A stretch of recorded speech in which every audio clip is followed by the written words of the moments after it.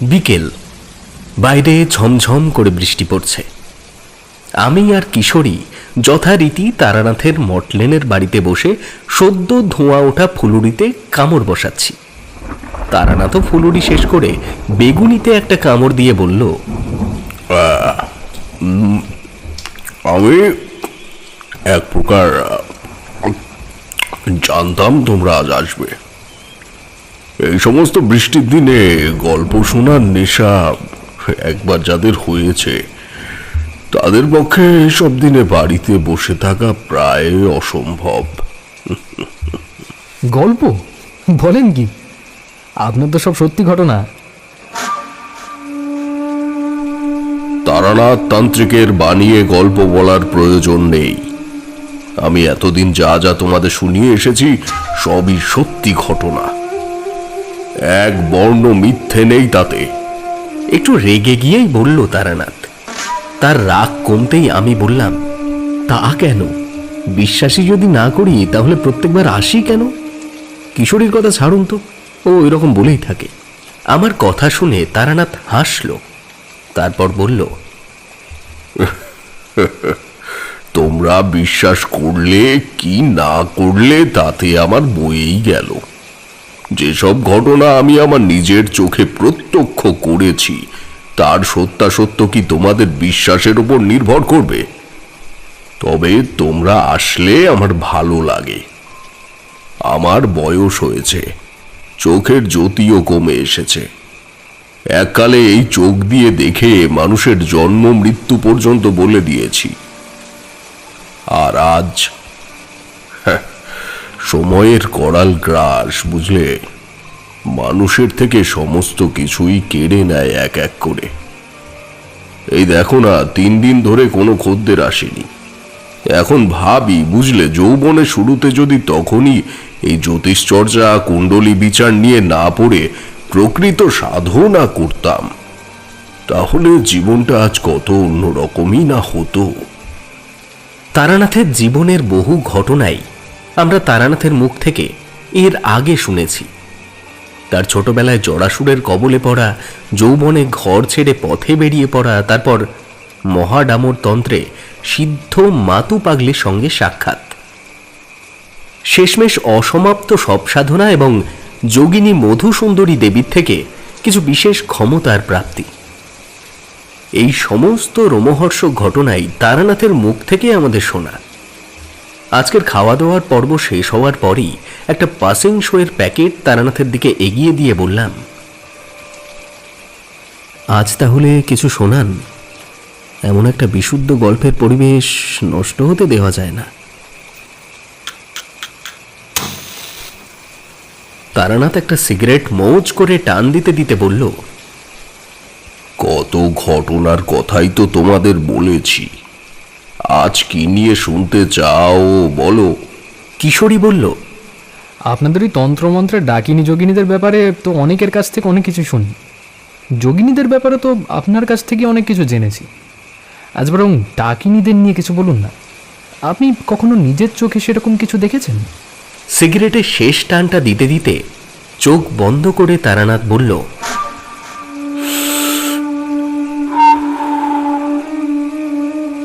ডাকিনি কেন দেখব না, নিশ্চয়ই দেখেছি। আমার জীবনের প্রথম সব সাধনা সময়ই তো তাদের দেখেছিলাম। তারা একই সঙ্গে ভয়ঙ্কর আবার ছলনাময়ী। পথ না জানলে তাদের হাত থেকে নিস্তারের উপায় নেই। তবে ডাকিনী বললেই আমার প্রথম মনে পড়ে বজ্র ডাকিনীর কথা। আমার জীবনে সব থেকে ভয়ঙ্কর অভিজ্ঞতাগুলির মধ্যে একটা হলো সেই বজ্র ডাকিনীর সাক্ষাৎ পাওয়া। ওহ, সে কি ঘটনা! জীবনে ভোলার নয়। সে এক মায়ার রাজ্য। সে রাজ্যে একবার প্রবেশ করলে কোনো পুরুষের রক্ষে নেই। সেখানে কোনো পুরুষ নেই, কোনো নারী নেই, আছে কেবল মায়াবিনীরা। দিনের বেলায় সেই গ্রাম বড়ই সুন্দর। সুন্দর বাড়িঘর, গৃহস্থ বধূরা ঘরে ঘরে যে যার মতো কাজে ব্যস্ত। কিন্তু রাত্রে সেখানে রক্ত গঙ্গা বয়ে যায়। ডাকিনীরা এক ভয়ঙ্কর পৈশাচিক লীলা খেলায় মেতে ওঠে। ওরা পিশাচিনী, তাদের বুকের মধ্যে আছে আদিম প্রতিশোধের স্পৃহা। অনেক কাল আগে এটা ছিল এক মাতৃতান্ত্রিক দেশ, কিন্তু বাইরের দেশ থেকে একদল হানাদাররা এসে এই দেশ দখল করে নিল। তারা মেয়েদের উপর মর্মান্তিক অত্যাচার শুরু করলো। ঘরে ঘরে পড়ে গেল হাহাকার, শিশুদের কান্নায় আর মেয়েদের চোখের জলে মাটি ভিজে গেল। তখন সেই গ্রাম মধ্যস্থ এক নারী এগিয়ে এসে তাদের উপাস্য দেবীর সাধনায় ব্রত হল। তাদের উপাস্য দেবী ছিলেন মায়া প্রতিমা। মায়া দেবীর কঠোর সাধনায় সে সিদ্ধি লাভ করে। তারপর শুরু হয়ে যায় তাদের প্রতিশোধের পালা। গ্রামের সব মেয়েদের সে ওই মায়াতন্ত্রে দীক্ষা দেয়। সে এক ভয়ানক তন্ত্র হে। এই তন্ত্রে যাদের দীক্ষা হয় তারা অসীম, অযাচিত ও অপার্থিব ক্ষমতার অধিকারিণী হয়। মায়াবী রূপ ধরে তারা পুরুষদের বশ করে। যুগ যুগ ধরে তারা তাদের বুকের প্রতিশোধ স্পৃহা জাগিয়ে রেখেছে। পুরুষরা এখনো তাদের কাছে খেলার পুতুল। মায়া বিদ্যা প্রয়োগ করে তারা পুরুষদের রূপ বদলে দেয়। হ্যাঁ, এখনো সেই ভয়ঙ্কর রাজ্যে গেলে দেখা যায় দলে দলে ভেড়া, ছাগল ঘুরে বেড়াচ্ছে, অসহায় তাদের দৃষ্টি। আসলে তারা কিন্তু ভেড়া বা ছাগল নয়। কারা তারা? মানুষ, মানুষ, হ্যাঁ হ্যাঁ, তারা মানুষ। মায়াবিনীরা তাদের বশ করে ভেড়া বানিয়ে দিয়েছে। একদিন তারা যে পুরুষের হাতে অত্যাচারিত হয়েছিল, সেই অত্যাচার তারা ভোলেনি। যুগ যুগ ধরে পুরুষের ওপর তারা প্রতিশোধ নিয়ে চলেছে। সেই হানাদারদের সব কটাকে তারা ভেড়া বানিয়ে রেখেছিল। তারপর তাদের মুন্ড ছিঁড়ে রক্ত নদী বইয়ে সেই নদীতে স্নান করেছিল। ঠোঁটে জিভে রক্ত লাগিয়ে সেই রক্তের নোনতা স্বাদ উপভোগ করেছিল তারা। এই মায়ারাজ্যে ঘরে ঘরে এখনো তন্ত্র সাধনা হয়। রাত্রিতে শোনা যায় মায়াবিদ্যার সাধনার মন্ত্র। অমাবস্যার রাতে তাদের শক্তি বৃদ্ধি পায়। প্রতি অমাবস্যায় তারা ভেড়া, ছাগল বলি দেয়। আসলে তারা মহাদেবের 64 যোগিনীকে তুষ্ট করে রাখে তাদের সাধনার দ্বারা। তাই তাদের দরকার হয় পুরুষ মানুষ। পুরুষ মানুষদেরই তারা মায়া বলে ভেড়া বানিয়ে বলি দেয়। আষাঢ় মাসে সতীমা যখন রজস্বলা হয়ে পড়েন, তখন এই মায়াবিনী নারীদের আরো শক্তি বৃদ্ধি ঘটে। এই সময় তারা পুরুষ মানুষদের ছলা কলায় ভোলায়। অচেনা অজানা পুরুষরা এই মায়াবিনীদের ফাঁদে পড়ে যায়।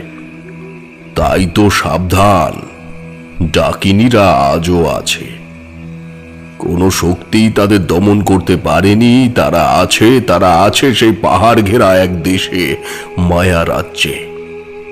দৈব কৃপা ছাড়া এদের হাত থেকে কেউ বাঁচে না। আমিও বাঁচতাম না যদি না। যাই হোক, তোমাদের একটু খুলে বলি। কামাখ্যার মন্দির হলো 51 সতীপীঠের একটি পীঠ। সতীর দেহত্যাগের পর শিব যখন তাণ্ডব নৃত্য করছেন সতীকে কাঁধে নিয়ে, বিষ্ণু দেখলেন এই তাণ্ডবের ফলে পৃথিবী ধ্বংস হয়ে যেতে পারে। তাই তিনি সুদর্শন চক্র দিয়ে সতীর দেহটা টুকরো টুকরো করে দিলেন। সতীর দেহের বিভিন্ন অংশ ছড়িয়ে পড়ল বিভিন্ন জায়গায়। তাই জায়গায় জায়গায় সতীপীঠ করে উঠল। আর কামাখ্যায় পড়ল মায়ের যোনি স্থান। তাই কামাখ্যাকে যোনি পীঠও বলা হয়। এই মন্দিরে কোনো দেবী মূর্তি নেই। আছে যোনি আকৃতির একটি পাথর। সৃষ্টির প্রতীক এই যোনি। পুরুষ ও প্রকৃতির মিলনে এই স্থান থেকেই নতুন প্রাণের সৃষ্টি হয়। কিন্তু অম্বুবাচীর সময় সতীমা রজস্বলা হয়ে পড়েন, তাই এটা তার বিশ্রামের সময়। এই সময় যে কোনো রকমের শুভ কার্য নিষিদ্ধ। 4 দিনের দিন সব পরিষ্কার পরিচ্ছন্ন করে নতুন করে পুজো হয়। এই কামাখ্যায় একবার আমি গিয়ে পড়েছিলাম। যে সময়ের কথা বলছি তখন আমার অল্প বয়স, কি করে তন্ত্র সাধনায় সিদ্ধি লাভ করব সে উদ্দেশ্যেই এদিক ওদিক ঘুরে বেড়াতাম। কিছুটা ক্ষমতা তখন পেয়েছিলাম কয়েকজন সদ্গুরুর কাছের থেকে। সেই ক্ষমতা থেকেই বিপদগ্রস্ত মানুষকে তাবিজ কবজ দিচ্ছিলাম। আস্তে আস্তে আমার নাম ছড়িয়ে পড়ল চারিদিকে। আমার অবস্থান তখন আমার গ্রামের বাড়ি অর্থাৎ রামজয়পুর। এমত অবস্থায় এমন কিছু ঘটনা ঘটতে শুরু করলো যে আমার কামাখ্যায় যাওয়ার ইচ্ছেটা হঠাৎ তীব্র হয়ে উঠল। যেমন তোমাদের আগেই বললাম, পয়সার তখন কিছু জমেছে আমার। বাড়িতে এমন এমন সমস্যা নিয়ে মহিলারা আসতে শুরু করলো যা অতি বেদনাদায়ক। সকলের সমস্যাই একই, হয় কারো সন্তান হচ্ছে না অথবা গর্ভে সন্তান এলেও তা নষ্ট হয়ে যাচ্ছে। মেয়েদের কান্নাকাটি দেখে আমার খুবই কষ্ট হতো। কিন্তু সন্তান আসা বা না আসাটা তো শুধু মহিলাদের ওপরে নির্ভর করে না। কিন্তু আমাদের সমাজ যে বড়ই নিষ্ঠুর, তারা খুঁজে খুঁজে সেই মহিলাকেই বন্ধা বলে দাগিয়ে দেয়। এমনকি শুধু তাই নয়, কোনো পবিত্র অনুষ্ঠানে তাকে নেওয়া হতো না। এইসব মেয়েদের চোখে জল দেখে আমার ভারী কষ্ট হতো। আমি ঠিক করলাম আমি এমন এক কবচ তৈরি করব যাতে মেয়েদের চোখের জল মুছে ফেলা সম্ভব হয়। আসলে আমি তখন এসব ক্ষেত্রে যে সকল কবচ তৈরি করতাম তা স্বামী স্ত্রী উভয়কেই ধারণ করতে হতো। কিন্তু বেশিরভাগ ক্ষেত্রেই স্বামীরা এসবের ধার ধারত না অথবা আচার বিচারের পালন করত না। তাই আমি 100% সফল হতে পারতাম না সব ক্ষেত্রে। সে সময় এক সাধুর থেকে কামাখ্যার কথা শুনি। তোমাদের আগেই বলেছি, কামাখ্যা হলো আদি শক্তির প্রতীক। উর্বর জমি যেমন মানুষের জন্য ফসল ফলায়, ঠিক তেমনি এই যোনিস্থান নবজাতককে জন্ম দেয়। সন্তানহীন মেয়েদের উদ্দেশ্যে সাধনা করবার জন্যে আদর্শ স্থান হলো এই যোনিপীঠ। সতীমা যখন রজস্বলা হন সে সময় ব্রহ্মপুত্র নদের জল লাল হয়ে ওঠে, শুনেছ? সেই পবিত্র জলে এক টুকরো কাপড় ভিজিয়ে এনে এবং সতীমায়ের পূজিত ফুল দিয়ে কবচ তৈরি করতে পারলে সন্তানহীন মেয়েদের মুখে হাসি ফোটানো যেতে পারে। কিন্তু সেই সাধু একই সাথে বারবার আমায় সাবধান করে দিয়ে বলল, কামাখ্যা ভয়ঙ্কর ডাকিনী বিদ্যার জায়গা। সেখানে যাওয়া যায় কিন্তু ফিরে আসা সহজ কাজ নয়। তবে একবার সেখানের থেকে সিদ্ধি লাভ করে ফিরতে পারলে তার মতো সিদ্ধ পুরুষের তুলনা আর কোথাও পাওয়া যাবে না। নিম্ন বর্গের সাধনা থেকে উচ্চ বর্গের তন্ত্রক্রিয়া সবই তার করায়ত্ত হবে। এ কথা শুনে আরো জেদ চেপে গেল। মনে মনে ভাবলাম, আমি তো একটা ভালো উদ্দেশ্য নিয়ে সেখানে যেতে চাইছি। এর সঙ্গে যদি তন্ত্র সাধনায় সিদ্ধি লাভ করতে পারি তাহলে তো আরো ভালো। যাই হোক, তখনকার দিনে কামাখ্যায় একা যাওয়া যেত না। একদল তীর্থযাত্রীর দলে ভিড়ে পড়লাম। সবাই চলেছে অম্বুবাচী উৎসব উপলক্ষে।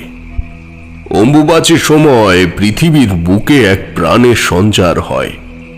তারপরের অমাবস্যা আসার আগে যে কৃষ্ণপক্ষ, সেই সময়টাই হলো তন্ত্র সাধনার প্রকৃত সময়। তীর্থযাত্রীর দলে অনেক সাধু ছিল। তার মধ্যে একজন বিশু বলে আমার সঙ্গে গায়ে পড়ে আলাপ করে নিল। আমি না চাইলেও সে আমাকে নানান রকম তন্ত্রক্রিয়ার কথা জানাতে চাইতো। আমি ততদিন মাথু পাগলির সংস্পর্শে এসে গেছি। তন্ত্রক্রিয়ার অনেক কিছুই আমার আয়ত্তে এসেছে, কিন্তু আমি কিছু তাকে বলতে চাইতাম না। একদিন আমার শরীরটা একটু খারাপ হলো। ভোরবেলা ঘুম ভাঙতে একটু দেরি হয়ে গেল। বিশু বলল, দলের লোকজন রওনা হয়ে গেছে, তবে একটু দ্রুত পদে হেঁটে গেলে তাদের ধরা যায়। আমার মনে মনে রাগ হলেও তা প্রকাশ করলাম না। কিছুক্ষণ পর রওনা দিলাম। তখনকার দিনে রাস্তাঘাট তেমন ভালো ছিল না, বলা যায় রাস্তাই ছিল না। দুর্গম বন জঙ্গলের মধ্যে দিয়ে যেতে হতো। আরো কিছুটা যাওয়ার পর পাহাড়ি পথ শুরু হলো। পথ নির্জন, কোনো লোকজন নেই। মাঝে মাঝে লাল শালুর তৈরি পতাকা মাটিতে পোঁতা। সেগুলো দেখে ভাবলাম ঠিক পথেই যাচ্ছি।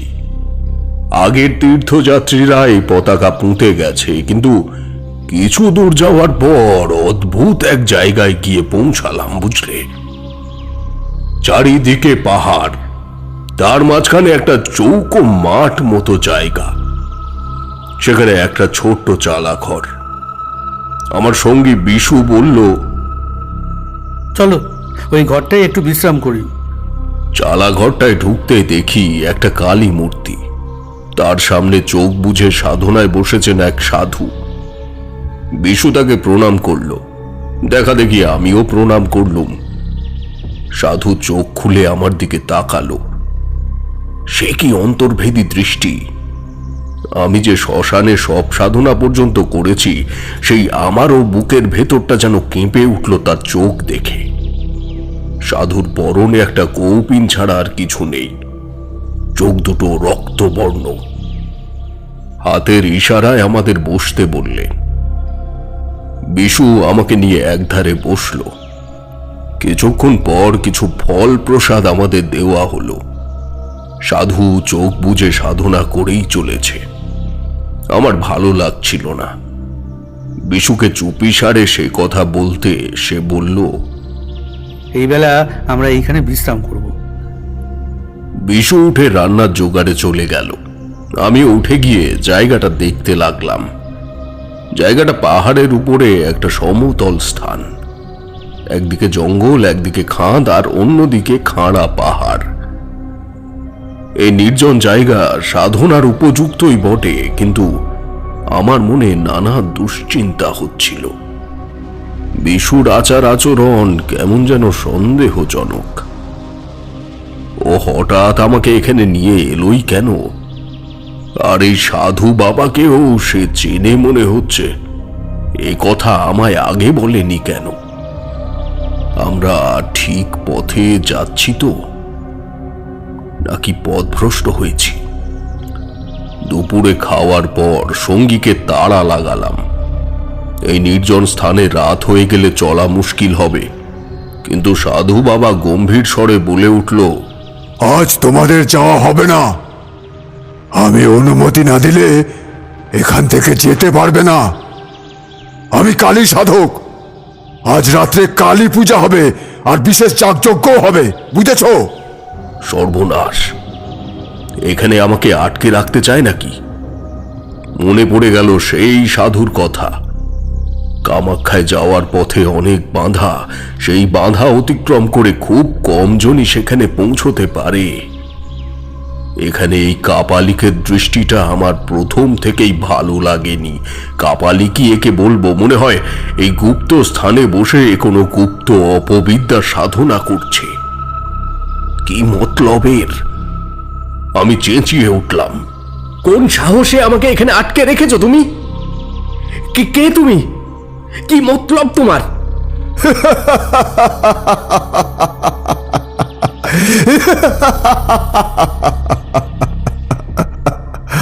আমার মতলব কি তা একটু পরেই জানতে পারবি। রাত হোক। তোর মতো একজনের প্রতীক্ষায় ছিলাম আমি এতদিন। তুই তো তন্ত্র সাধনায় কিছুটা সিদ্ধি লাভ করেছিস, তাই না? তোর মতো একজনকে পেলে আমি সব সাধনায় সিদ্ধি লাভ করতে পারবো। আমি পিশাচ সিদ্ধ হয়ে যাব। সব পিশাচরা আমার বশে থাকবে, বশে। আমি হব পরম শক্তিধর। এই বলে সে হা হা করে অট্ট হাসি হেসে উঠল। এ কি বিপদে পড়লাম! এ তো আমাকেই সব বানিয়ে সব সাধনা করতে চাইছে। আজ অমাবস্যা, আজ রাতেই বলি দেব তোকে। বলি দিয়ে নররক্তে আমার ওই মাকে সন্তুষ্ট করব আমি। বহুদিনের প্রতীক্ষার পর মা আমার নররক্তে সন্তুষ্ট হবেন, আর আমি সাধনায় সিদ্ধি লাভ করব, সিদ্ধি লাভ।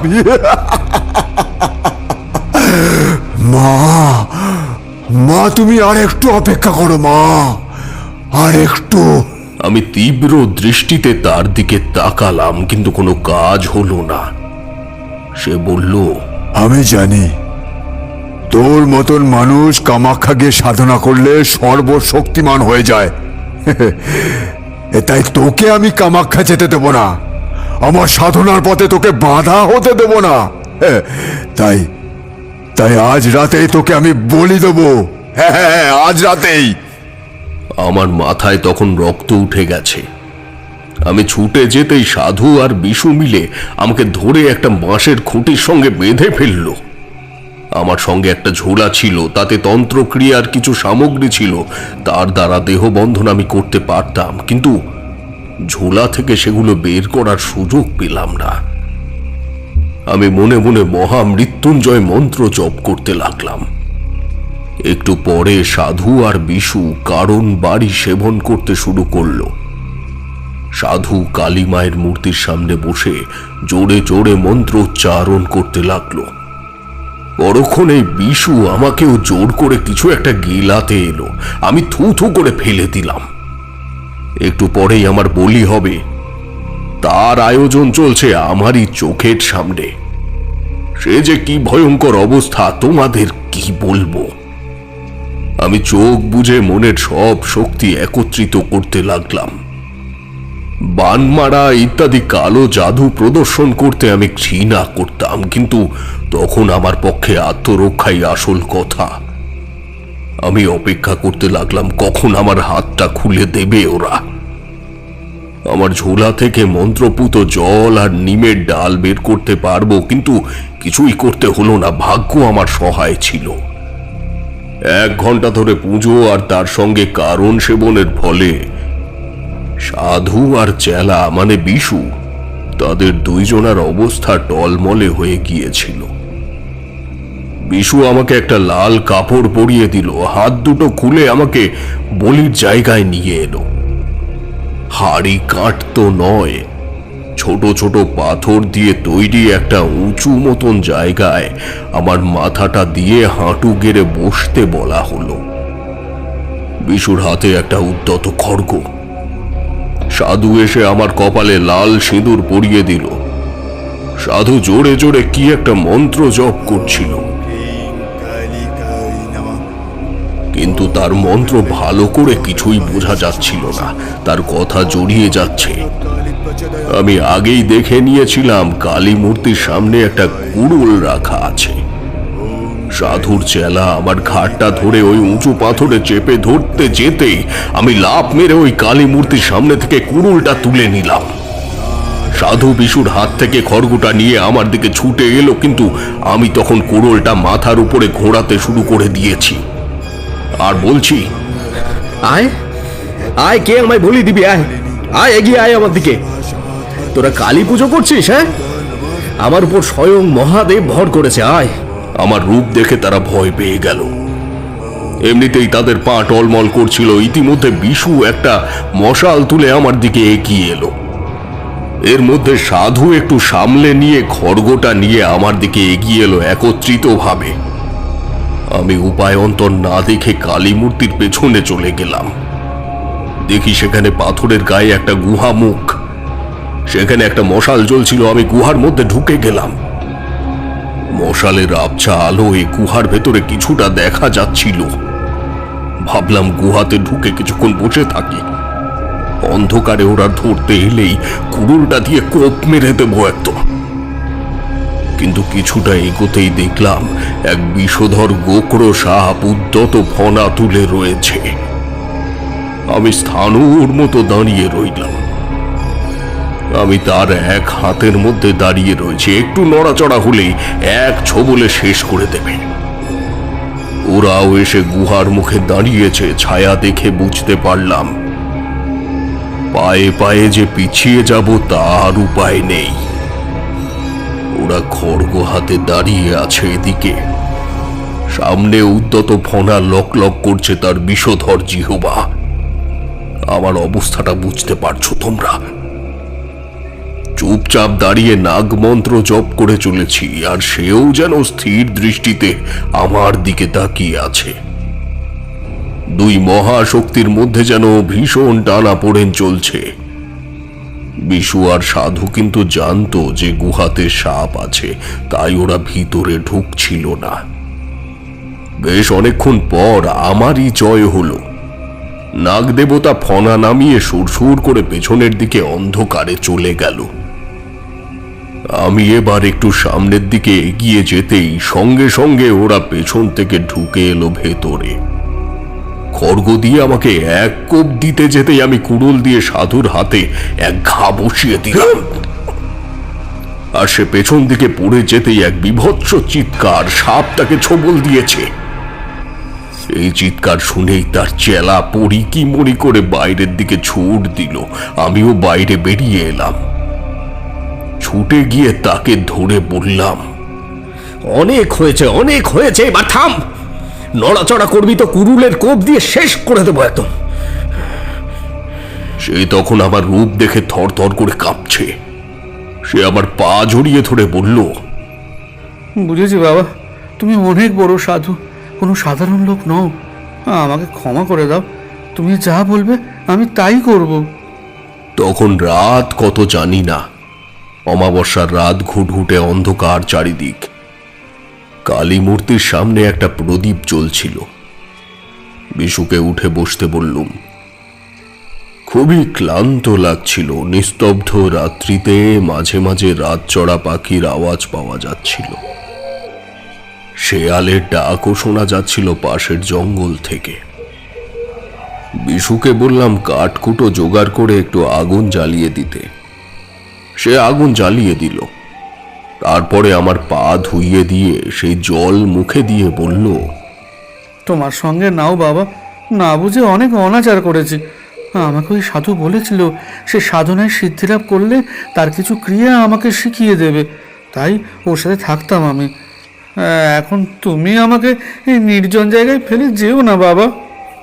সে হবে খন, এখন আগে সকাল হোক। খিদে পেয়েছিল খুব, কিন্তু খাওয়ার ইচ্ছে ছিল না।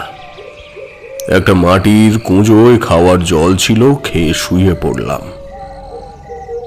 পরদিন সকাল হতেই বিশু মানে আমার সঙ্গী আতপ চাল আর মুগ ডাল দিয়ে একটা খিচুড়ি বানিয়ে ফেলল।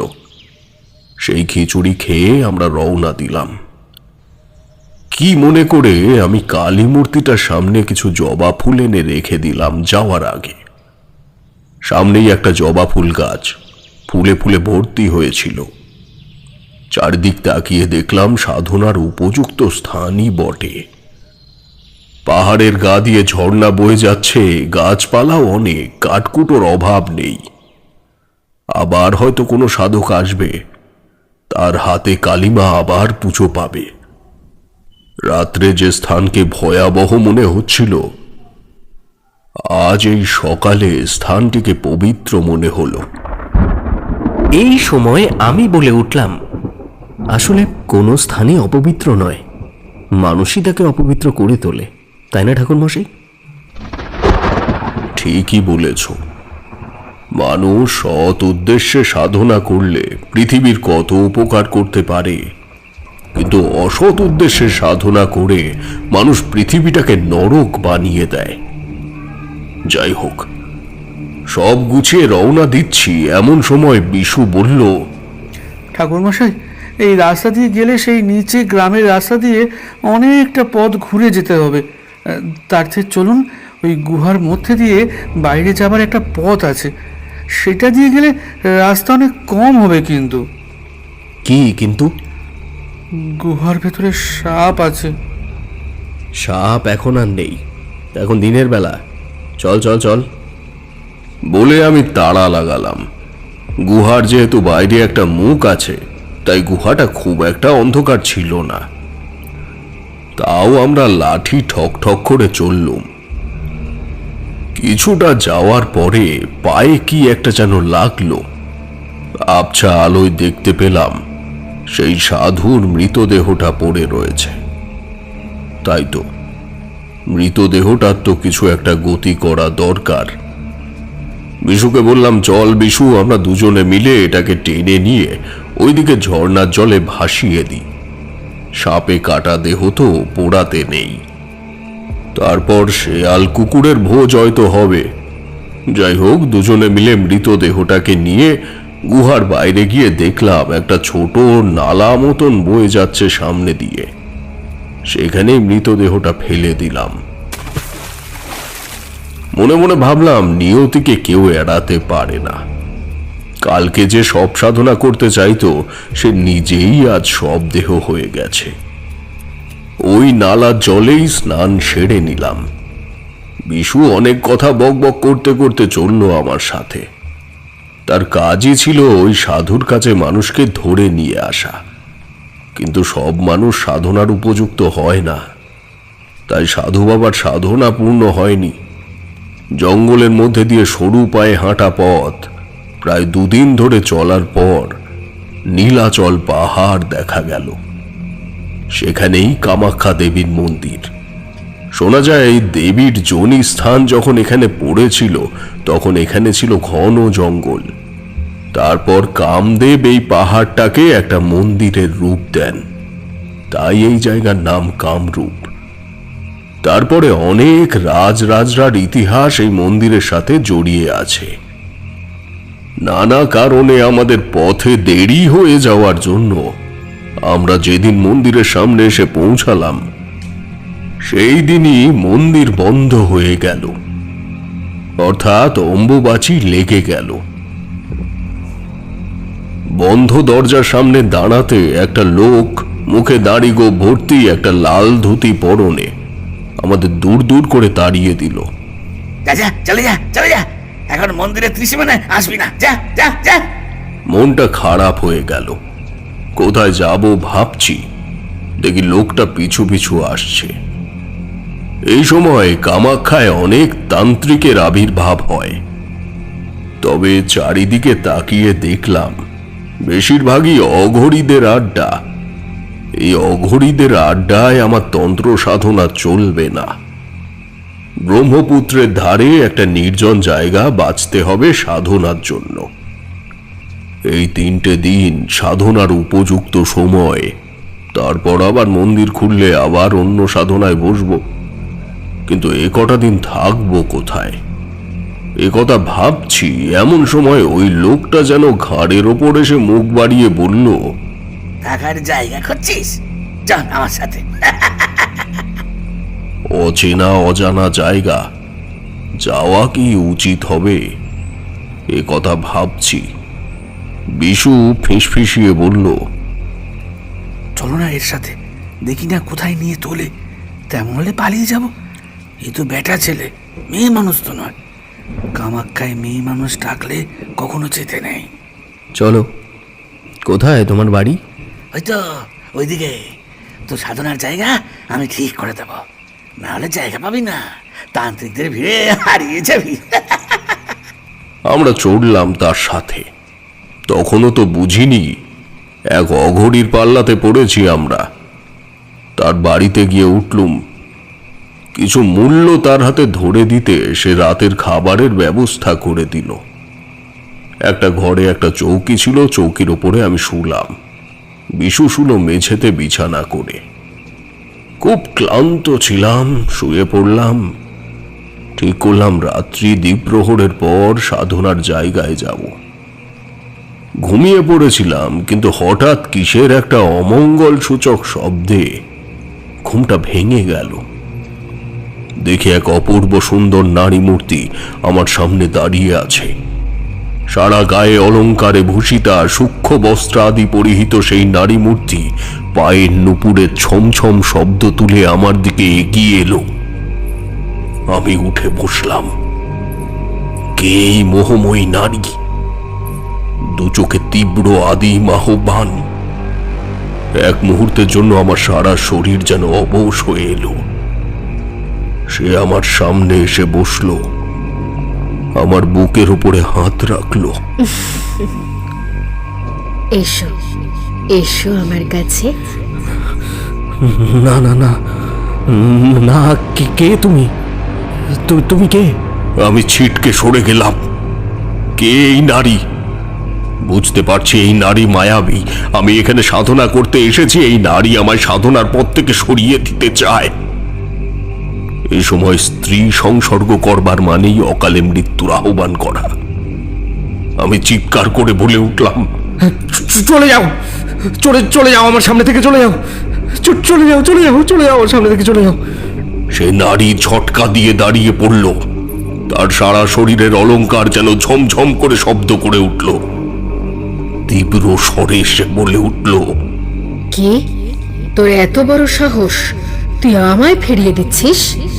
আমি দেবী 64 যোগিনীর এক যোগিনী।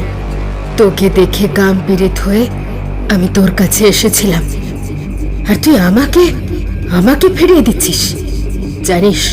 জানিস এর ফলাফল কি হতে পারে? আমাকে তুমি ক্ষমা করো, আমাকে তুমি ক্ষমা করো। আমি পারবো না, আমাকে ছেড়ে দাও, ছেড়ে দাও, আমাকে ছেড়ে দাও। সেই নারী হিসিয়ে বলে উঠল, ছেড়ে দেব না। আমি যাকে আহ্বান করি তাকে আমার কাছে আসতেই হয়। আমার চিত্ত বিনোদিত না করা পর্যন্ত তোর মুক্তি নেই। এটা মনে রাখিস তুই। সে আমার দিকে আবার কয়েক পা এগিয়ে এলো, আমার হাত দুটো ধরে তার দিকে আকর্ষণ করলো। আমি তাকে এক ধাক্কা দিয়ে তক্তপোষের থেকে নামিয়ে ছাড়লাম। এবার সে আর নিজের ক্রোধ সংবরণ করতে পারল না। আমায় ধাক্কা দিলি তুই? এত বড় সাহস তোর? আর তোর রক্ষে নেই। এই বলে সে সারা শরীরে একটা ঝাঁকুনি দিয়ে উঠল, সঙ্গে একটা বিভৎস হাসি। মুহূর্তের মধ্যে সেই রূপসী নারী মূর্তি পরিণত হলো এক পিশাচিনীতে। মুখের দুপাশে ঠেলে বেরিয়ে রয়েছে সদন্ত। কোমরে আর বুকে কিসের যেন কাঁচা চামড়া ঝোলানো। সেখান থেকে টপ টপ করে রক্ত ঝরছে। কি সব পশু পাখির হাড় দিয়ে তৈরি মালা ঝুলছে তার গলায়। মাথার চুল পিঠময় ছড়িয়ে রয়েছে বিন্যস্ত ভাবে। তার হাতে কিসের একটা যেন হাড়। হঠাৎ ওই হাড়টা সে আমার দিকে ছুঁড়ে মারলো এবং তীক্ষ্ণ স্বরে সে বলে উঠল, আমি আজ তোর রক্ত পান করবো পাপিষ্ঠ। আমাকে আজ পর্যন্ত কেউ ফিরিয়ে দিয়ে পার পায়নি, কেউ না। ততক্ষণে আমি দেহবন্ধনের মন্ত্র পড়তে শুরু করেছি। আমার কোমরে একটা লোহার শলাকা ছিল, সেটা দিয়ে তাড়াতাড়ি কৌশলে আমি আমার চারিপাশে একটা দাগ কেটে দিলাম। তারপর দরজা খুলে লাফিয়ে বাইরে চলে এলাম।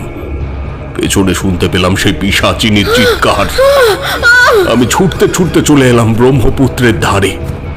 তখন রাত্রি 1 প্রহর অতীত হয়েছে। একটা বট গাছের তলায় ক্লান্ত হয়ে বসে পড়লাম। বসার পরপরই হঠাৎ মনে পড়ল বিশুর কথা। সে কোথায় গেল? সে নিশ্চয়ই অঘরীদের পাল্লায় গিয়ে পড়েছে। ওর কথা ভেবে খারাপ লাগলো। নিশ্চয়ই অঘরীরা ওকে দিয়ে নিম্ন মার্গের কাজকর্ম করাবে। এখানে আসতে আসতে অঘরীদের ক্রিয়াকলাপ কিছু চোখে পড়েছে। আগামীকাল সকালে বিশুর একবার খোঁজ করব ভাবলাম। তখন চোখ বুজে ধ্যানে বসলাম। কিছুক্ষণ পর একটা পিন ফোটার মতন যন্ত্রণা অনুভব করলাম কপালের ঠিক মাঝখানটায়। চোখ খুলে দেখি ঠিক আমার চোখের সামনেই একটা লোক এসে দাঁড়িয়েছে। মুখময় গোঁফদাড়ির জঙ্গল, ডান হাতে একটা কোনো প্রাণীর হাড়। তাই দিয়েই আমার কপালে আঘাত করছে বলেই ওই যন্ত্রণা আমি অনুভব করছি। আমি তাকাতেই হি হি করে হাসতে লাগলো মানুষটি। তার হাতে কচু পাতায় কি যেন রয়েছে। সে বলল, মাংস খাবি? খা খা। সে আমার মুখে কিছু একটা ঠেসে দিতে এলো। কাঁচা মাংসের গন্ধ নাকে এসে লাগলো। রেগে উঠলাম। আমি বুঝলাম এই সবই আমার সাধনাকে ভঙ্গ করবার প্রচেষ্টা।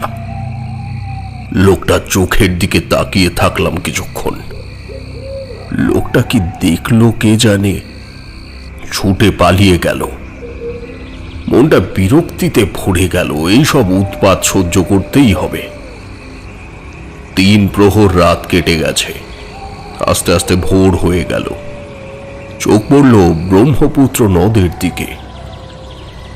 উদিত সূর্যের আলোয় দেখলাম নদের জলের রং লাল হয়ে রয়েছে।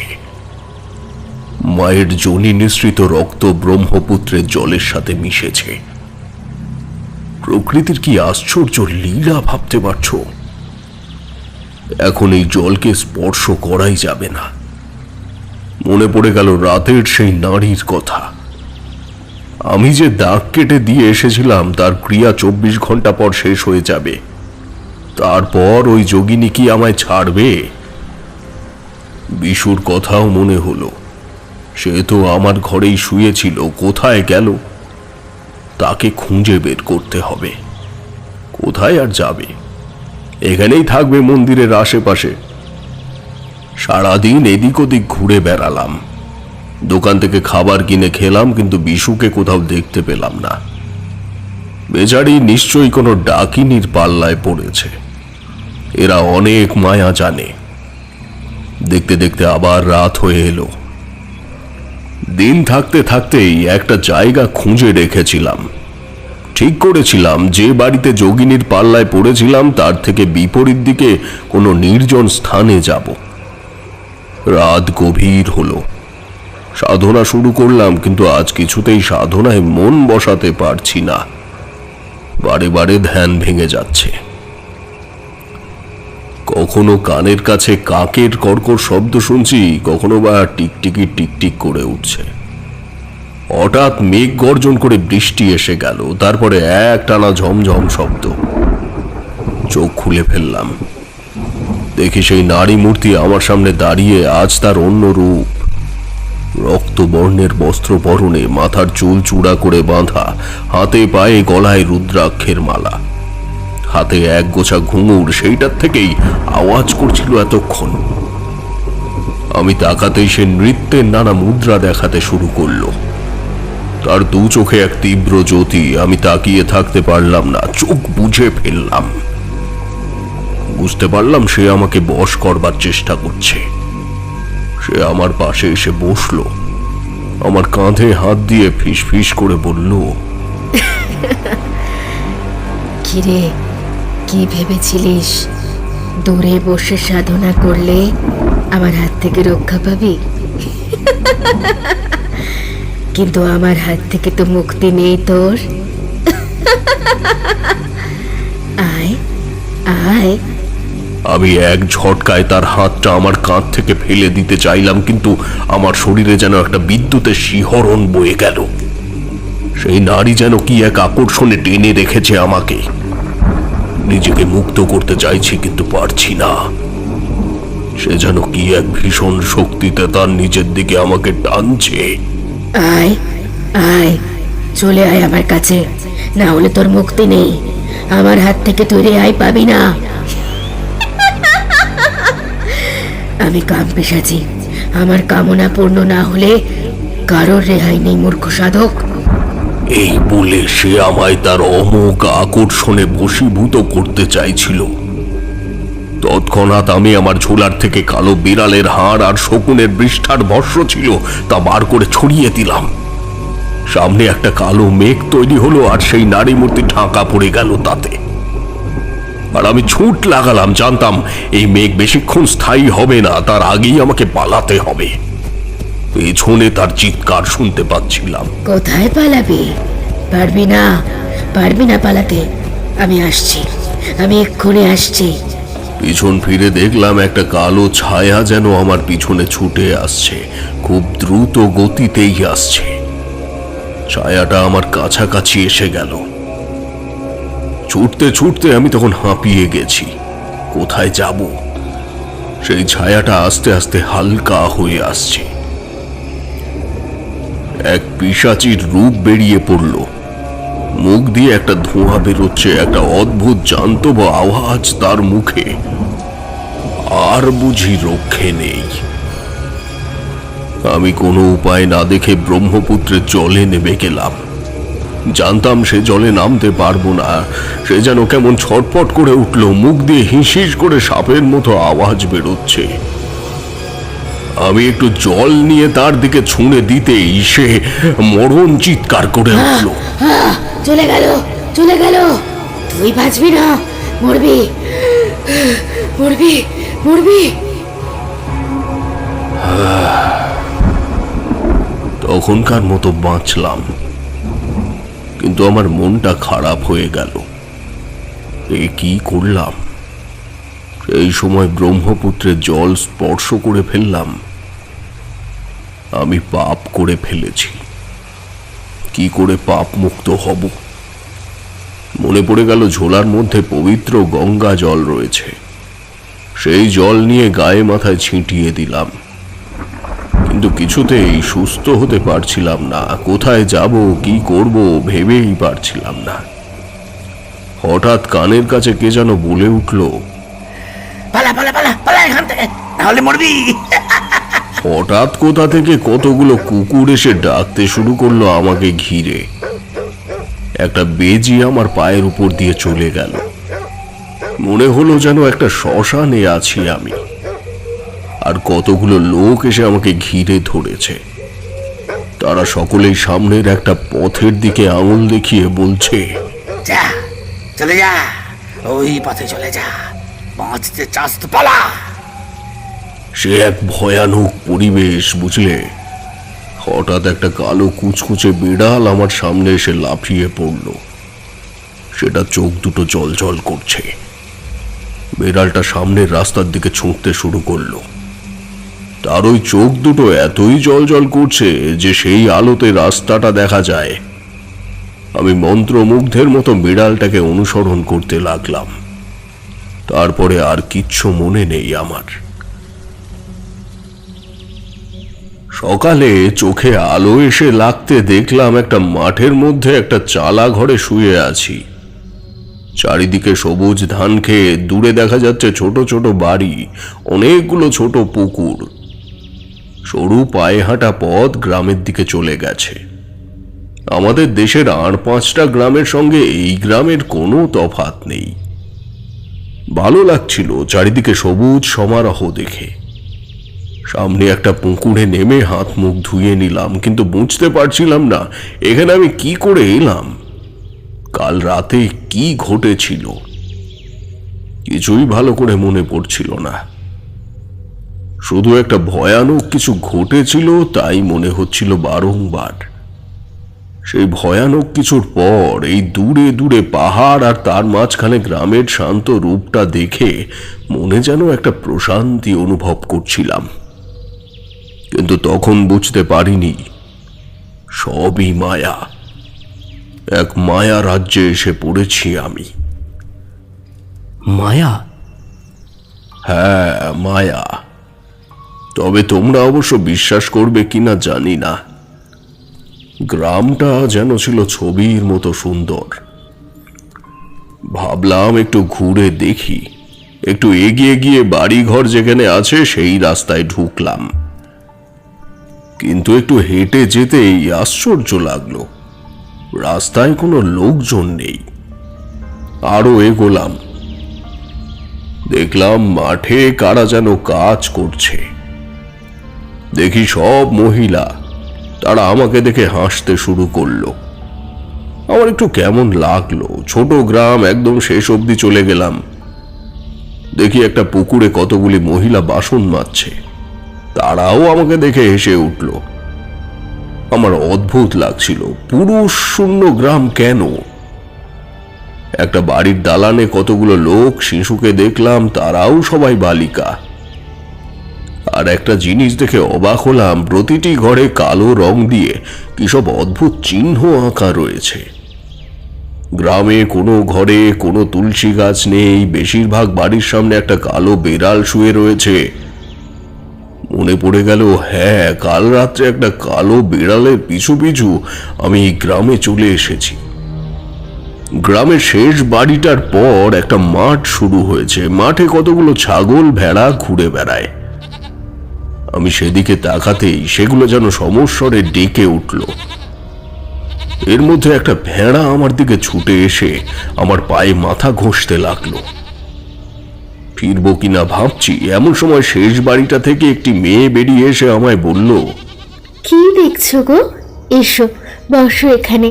তুমি আমাদের অতিথি, একটু জল টল খাও। একেবারেই খুব সাধারণ চেহারা বধূটির, যেন একজন গৃহস্থ ঘরের বধূ অতিথি আপ্যায়ন করছে। কোনো সন্দেহের অবকাশ নেই। বধূটি ঘর থেকে মাটির সরাই করে ফল আর মাটির গ্লাসে একটু দুধ নিয়ে এলো। আমি একটু অস্বস্তি লাগলেও খেয়ে নিলাম, কারণ কদিন ধরেই খাওয়া দাওয়াটা ঠিক জুটছিল না। শরীর ও মনের ওপর খুব চাপ যাচ্ছিল। আমি বধূটিকে জিজ্ঞেস করলাম, তোমাদের ঘরে কাউকে দেখছি না যে, সব কোথায়? আমি এই কথা জিজ্ঞেস করতেই বাইরের খুঁটিতে একটা কালো রঙের ছাগল বাঁধা ছিল, সেটা যেন গলা চিঁড়ে চেঁচিয়ে উঠল। আর বধূটি এমনভাবে ছাগলটার দিকে তাকালো, সেটা চুপ করে গেল। আমি আবার জিজ্ঞেস করলাম, এখানে কোনো বাড়িতেই কোনো লোক দেখছি না। তোমাদের সব স্বামীরা কি সবাই বাইরে কাজ করতে গেছে? না না, বাইরে যাবে কেন? সব তো এখানেই আছে, ওই তো। বলে সে ওই মাঠটার দিকে আঙুল তুলে দেখালো, যেখানে অনেকগুলো ভেড়া চড়ছিল। আমি কিছু বুঝতে পারলাম না, কিন্তু মুখে কিছু বললামও না। খাবার শেষ করে উঠতে চাইলে সে বললে, এখনই যাবে কি? তুমি তো আমাদের অতিথি, দুপুরে তোমার জন্য ভালো মন্দ রান্না হবে, এখন বিশ্রাম করো। কিন্তু আমার তাড়া ছিল। যে উদ্দেশ্যে আমি কামাখ্যায় এসেছি তাও তো এখনো হলো না। অম্বুবাচী শেষ হয়ে গেল, আমার কাজের কাজ কিছুই হলো না, কিন্তু বউটা দুধের সাথে কি মিশিয়ে দিয়েছিল কে জানে। আমি ঘুমে ঢলে পড়লাম। শুধু ঘুমের আগে ওই ছাগলটার করুণ স্বর আমার কানে আসছিল। সে যেন চিৎকার করে আমাকে কি বলতে চায়। কখন ঘুম ভাঙলো জানি না, চোখ খুলতেই একটা ভয়ঙ্কর ঘটনার মুখোমুখি হলাম। দেখলাম ঘরের মধ্যে একটা আধো অন্ধকার আর কতগুলো নারীর মুখ আমার মুখের উপরে ঝুঁকে আছে। চমকে উঠলাম। হঠাৎ একটা হাহা করে অট্টহাসির আওয়াজ। একটা নারীর মুখ আমার মুখের কাছাকাছি এগিয়ে এলো, আমার গলা দুটো চেপে ধরে বলল, কিরে, বলেছিলাম না আমার হাত থেকে তোর মুক্তি নেই? আজ শুধু আমি নই, এই নারীরাও তোকে নিয়ে এক খেলা খেলবে। তোকে সব সহ্য করতে হবে। আধো অন্ধকারে ছায়া ছায়া কারা যেন ঘুরে বেড়াচ্ছে। কেউ আমার হাত ধরে টানছে, কেউ আমার পা ধরে টানছে, চুল ধরে টানছে, আর কি বিশ্রী আওয়াজ, কি বিশ্রী হাসির আওয়াজ। সে নারী এসে আবার বলল, এবার আমাদের ডাকিনী রূপে তোকে দেখতে হবে। বেরিয়ে আয়, বেরিয়ে আয় বাইরে। আমার হাত ধরে সে বাইরে টেনে নিয়ে এলো। দেখলাম দলে দলে ডাকিনী যোগিনীরা ঘুরে বেড়াচ্ছে, কি বিভৎস তাদের চেহারা। মাথার জটা বাঁধানো চুল, কারো কারো মাথায় কালো পালক গোজা, কারো বা শরীরে নানান রকম উল্কি, ভেড়া বা ছাগলের চামড়ার পোশাক পরে আছে সকলে। কেউ কেউ রাস্তার মধ্যে বসে পড়ে ভেড়ার মুন্ড ছিঁড়ে রক্ত খাচ্ছে, সারা রাস্তায় রক্ত। পাখির পালক, জন্তুর হাড়, দল বেঁধে বাদুর আর চামচিকে উড়ে বেড়াচ্ছে। আমি আর তাকিয়ে থাকতে পারলুম না, চোখ বুজে ফেললুম। মনে হয় জ্ঞান হারিয়েছিলাম। কিছুক্ষণ পর চোখ খুলে দেখলাম একটা সুন্দর দেখতে ঘরোয়া মেয়ে আমার মাথার কাছে বসে আছে। আমি উঠে বসতে সে আমার পা মুছিয়ে দিল তার আঁচল দিয়ে। আমি বুঝতে পারলাম আবার আমাকে মায়ার ফাঁদে ফেলা হচ্ছে। এক্ষুনি এখান থেকে আমাকে পালাতে হবে, কিন্তু এবার আর আমি জোর জবরদস্তি করলাম না। আমি ওই মেয়েটার সাথে কিছুটা অভিনয় করলাম। কিন্তু এরা ডাকিনী বিদ্যায় পারদর্শী, এদের ভোলানো অত সহজ কাজ নয়। কিছুক্ষণ পরেই তার আসল মূর্তি বেরিয়ে পড়ল। তুই আমাকে ভোলাচ্ছিস? এই ডাকিনীকে তুই ঠকাতে চেয়েছিলিস। আর না, আমি অনেকক্ষণ তোর ছলা কলা সহ্য করেছি। আর না, এবার দেখ কি করি। সে আমার হাতটা ধরে টেনে এনে থুতু করে মুখের থেকে কি যেন ছিটিয়ে দিল।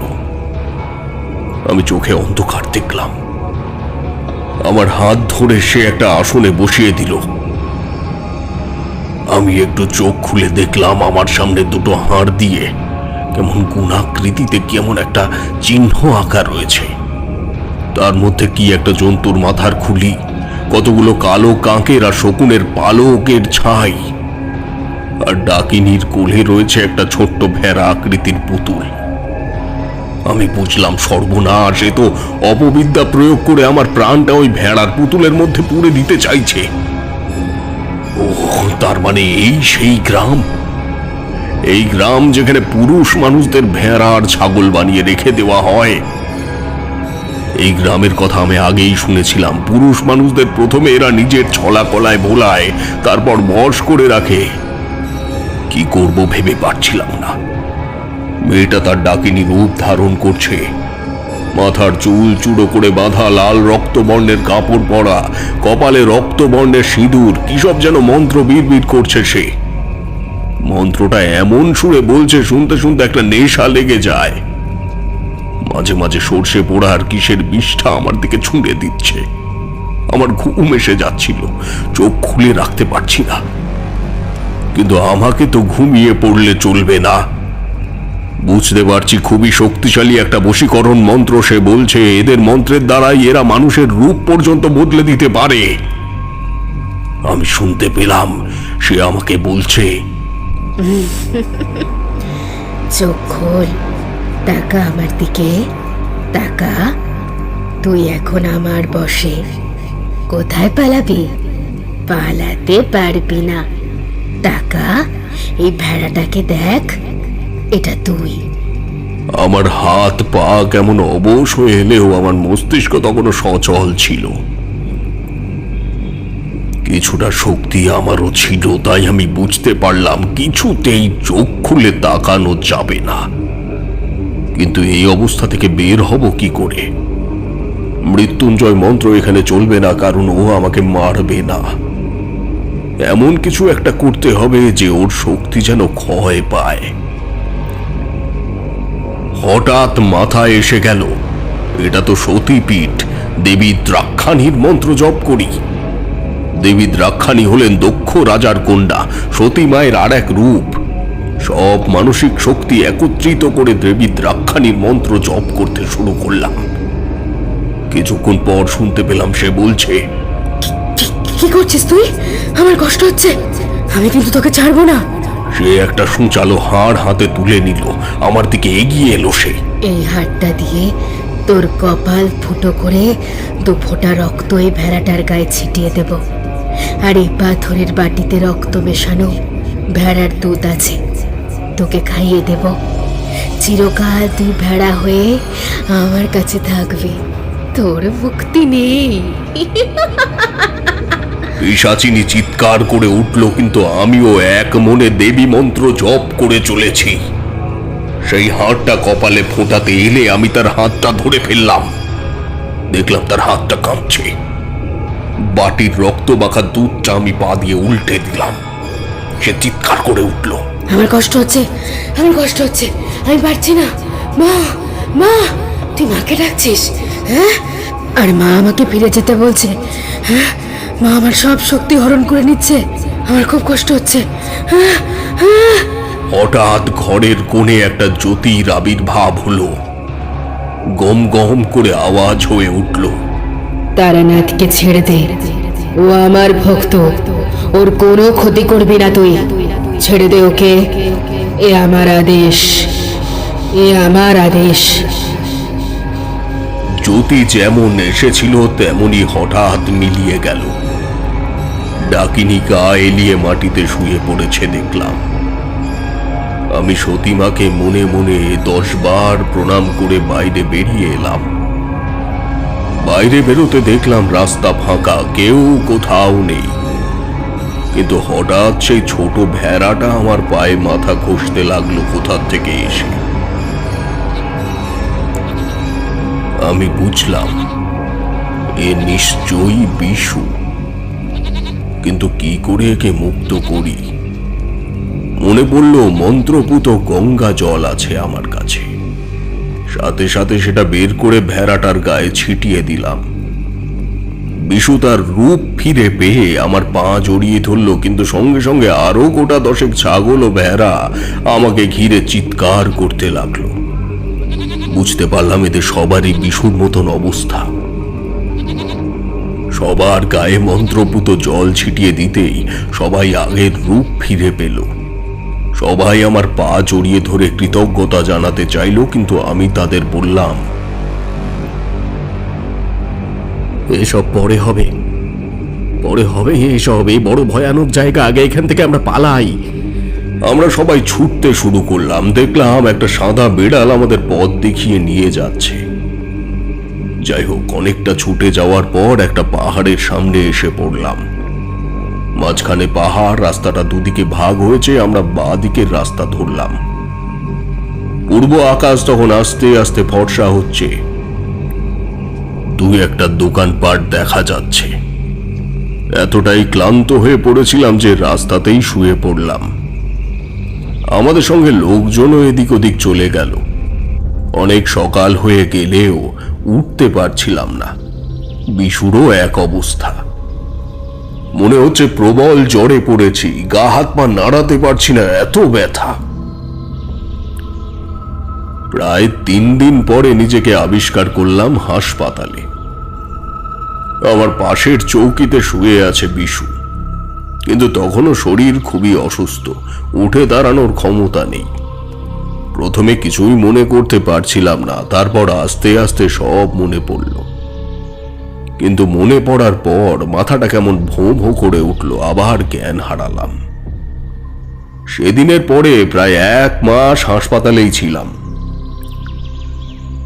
লোকজনকে জিজ্ঞেস করে জানতে পারলাম আমরা কামাখ্যা মন্দির থেকে বিপরীত দিকে চলে এসেছি, আর অম্বুবাচী উৎসবও শেষ হয়ে গেছে।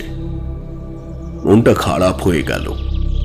এত দূরে এসেও কামাখ্যা মাকে দর্শন করলাম না। অম্বুবাচীর পর মায়ের যে রক্তবস্ত্র বিতরণ করা হয় তাও সংগ্রহ করা হলো না। সন্তানহারা মেয়েদের জন্য যে কবচ তৈরি করতে চাইছিলাম আমি, তাতে ওই রক্তবস্ত্র দরকার ছিল। রক্তবস্ত্রর ব্যাপারটা জানো তো?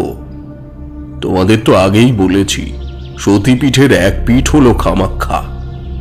এখানে মায়ের যোনি স্থান পড়েছিল, এখানে যোনি পূজা হয়। প্রকৃতির এক অদ্ভুত লীলা, মন্দিরের গর্ভগৃহের মধ্যে সেই যোনি পাথর সর্বদা জলে ভরে থাকে, আর অম্বুবাচীর সময় সেই যোনি স্থান সাদা কাপড় দিয়ে ঢাকা দেওয়া হয়। দেখা যায় ওই কাপড় লাল হয়ে গেছে। ওই কাপড় টুকরো করে বিতরণ করা হয়।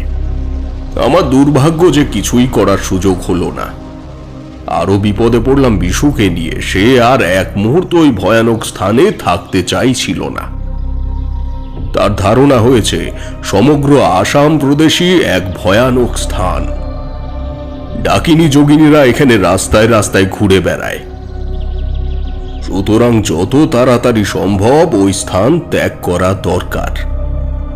আমিও ভাবলাম, এত যখন বাধা পড়ছে তাহলে এখন সাধনা সিদ্ধ হওয়ার নয়, ভবিষ্যতে যদি আবার মা কামাখ্যা ডাকেন তখন দেখা যাবে। এইভাবেই কামাখ্যার পথে গিয়েও আমার তন্ত্র সাধনা হলো না।